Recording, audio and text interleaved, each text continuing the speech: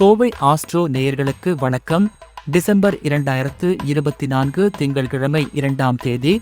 மேஷம் ராசி நண்பர்களே, இன்றைய நாள் உங்களுக்கு சுறுசுறுப்பாக அமையும்.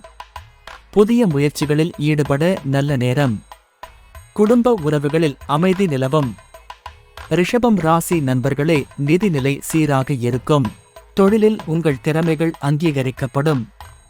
குடும்பத்தில் மகிழ்ச்சியான தருணங்கள் அதிகரிக்கும். மிதுனம் ராசி நண்பர்களே, தொழிலில் புதிய வாய்ப்புகளை பயன்படுத்த நீங்கள் தயாராக இருக்க வேண்டும்.